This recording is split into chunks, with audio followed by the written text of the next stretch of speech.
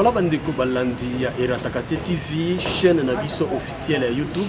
Toyambi bino ebele kolanda lelo mokonzi ya ba transporteur ya mboka Bunia oyo akoloba par rapport na makambo ya Foner. Oyebi ke Foner ba boy yango na province ya Ituri parce que ba kokaki na pasime mission na bango te yango na gouverneur ya province ya Ituri alobaki taxe ya Foner ekozonga epa ya DGRPI.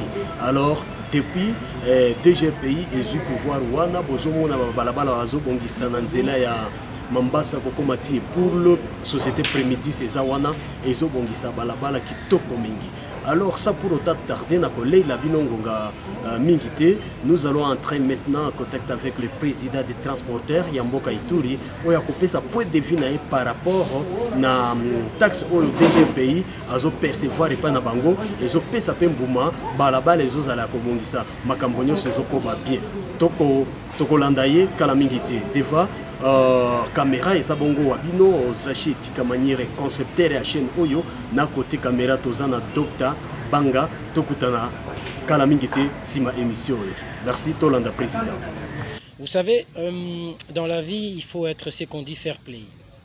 Quand vous ne réussissez pas à faire quelque chose et que un collègue, un ami ou qui que ce soit arrive à le faire, je pense que la moindre des choses serait de reconnaître l'effort fourni par ton collègue ou ton compatriote ou ton ami par rapport à ton échec. Alors, ici, je parle bien de la réfection de route. Qu'on se le dise d'ailleurs, le Foner a échoué. Ça, c'est un fait. Le Foner a échoué dans sa quête de la réfection des routes. Alors aujourd'hui, le système mis en place par l'excellence Bamanissa est un système qui fonctionne. Il perçoit de l'argent, il réfectionne les routes. En fait, c'est un principe très simple que le Foner n'a pas réussi à établir dans la province de l'Ituri. Le Foner perçoit de l'argent, mais ne réfectionne pas les routes. Je pense que nous sommes dans un problème qui dure déjà depuis, si je ne me trompe pas, 2012, 2010 ou quelque chose comme ça. On est dans un problème qui dure déjà 10 ans.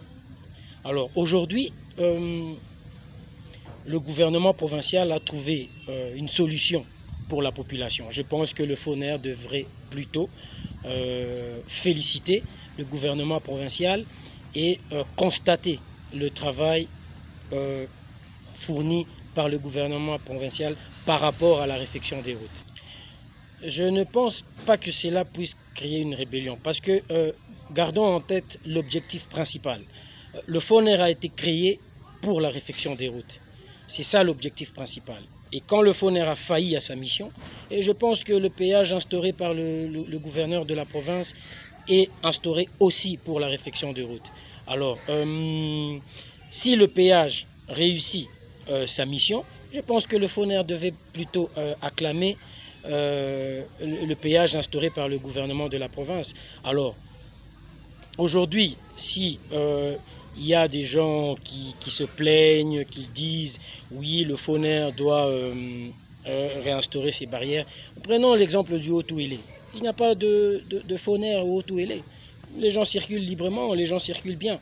Quand vous allez par exemple à Isiro, en quittant Bunia pour atteindre Nyanya, c'est là où le problème se pose. Quand vous entrez dans la province du Haut-Touélé, de Nyanya par exemple ou du PK51 à Isiro, c'est en une demi-journée vous êtes arrivé avec un camion. Donc je ne pense pas que c'est un problème de rébellion ou c'est un problème qui est lié à la route. Je pense ici plutôt qu'on est en train de parler d'un problème, rien de nouveau depuis notre dernière réunion. Je pense que tout avait été dit aussi. Vous êtes deux journalistes, vous êtes généralement bien informés. Après-midi, a déjà commencé la réfection de route. Sur le trajet Mambasa-Nyanya, donc de Mambasa et Poulou, Après-midi est déjà sur le terrain et en train de réfectionner les routes, d'essayer d'ouvrir le trafic, de fluidifier le trafic, si je puis dire, entre Mambasa et Poulou. Alors, Je pense qu'aujourd'hui, les transporteurs n'ont pas changé d'avis. Tous les transporteurs sont conscients et sont bien déterminés à soutenir la démarche du gouvernement provincial et à payer les frais de route à la DGRPI, pas entre les mains. On a déjà été, pendant longtemps, on a été, je vais peut-être employer les gros termes, escroqués en quelque sorte, parce que qu'est-ce que l'escroquerie? Quand vous percevez l'argent de quelqu'un en lui promettant un service en retour et que vous ne le faites pas, c'est de l'escroquerie pure et simple. Le Foner a perçu notre argent pendant longtemps et en retour, on n'a pas reçu ce qu'il nous promettait. Alors je ne vois pas pourquoi on devrait continuer dans ce sens-là. On n'est pas les vaches laitières du Foner, ça c'est clair. C'est bien dommage parce que cette personne du Foner qui fait ces déclarations n'est pas ici présent. Je ne pense pas qu'une barrière du Foner instaurée à l'époque à Tchaï ou à Moudipela laissait passer les camions librement. Tout le monde payait avant de descendre sur la route, ça c'est un fait. Je ne pense pas qu'un camion, un seul camion, pouvait passer la barrière du Foner sans payer. Ça c'est faux. Essayer au gouvernement provincial, je crois qu'on en a déjà débattu plusieurs fois, c'est de respecter ses engagements. Et pour le moment, si on s'est engagé dans ce sens-là, c'est parce qu'on a confiance au gouvernement provincial par rapport aux promesses qui nous ont été faites. Alors aujourd'hui, si je ne me trompe pas, ça va faire seulement 2 mois, 2 ou 3 mois qu'on a commencé le nouveau système avec la DGRPI. Et nous avons déjà des résultats. Il y a des machines qui sont à Mambasa, qui commencent les réfections des routes et tout, sans parler des titans qui étaient déjà sur l'axe Mungwalu. N'eût été ces problèmes d'insécurité, je pense qu'ils auraient déjà bien évolué par rapport à leur contrat. Alors aujourd'hui, il n'est pas question présentement de débattre sur la faisabilité du projet ou non, parce que le travail a déjà commencé. Alors en 2 mois, c'est un record, si je puis dire. À l'époque, on n'avait pas ça. Vous pourrez aller réclamer au Foner ou je ne sais pas à l'office de route que les routes étaient dans des états très délabrés. Vous n'auriez jamais eu des résultats en 2 mois ou 3 mois. Mais aujourd'hui, c'est le cas. Nous, on encourage ce qui est concret devant nous. Ce qui est concret, c'est quoi? C'est que nous avons instauré un système de péage à la DGRPI géré par la province. Il nous avait été promis qu'en payant à la DGRPI, nous aurons reçu des machines et des sociétés prêtes à réfectionner les routes. Et c'est ce qu'on a eu. Donc pour nous, on ne peut qu'être satisfait. Maintenant, voyons, on pourra en reparler dans 6 mois ou 1 année pour voir effectivement si les travaux vont compter. Peut-être que pour vous, la transparence, ce serait d'engager un expert comptable qui ira faire des audits dans les branches de l'État à la DGRPI. Pour nous, la transparence, c'est qu'on a payé notre argent. Je vais vous donner une information. J'ai représenté l'association de transporteurs pendant la signature du contrat avec les sociétés habilitées à réfectionner les routes. Alors je pense qu'il y a une transparence. Pourquoi? Parce que les recettes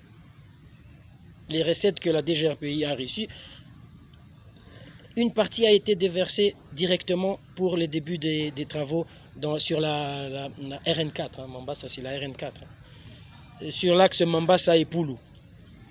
Alors, aujourd'hui, je comprends très bien que le Foner commence un peu à réclamer, mais vous savez, comme dans toute société ou dans toute gestion, quand on vous a laissé votre temps et que vous n'avez pas réussi à faire les choses convenablement, ne venez pas vous plaindre quand votre successeur arrive à le faire. Je pense que pour un bon patriote, et je pense que pour une personne qui a vraiment le souci de l'Ituri, il devrait plutôt acclamer cette démarche, pas critiquer, parce qu'à leur époque, ils n'ont rien fait.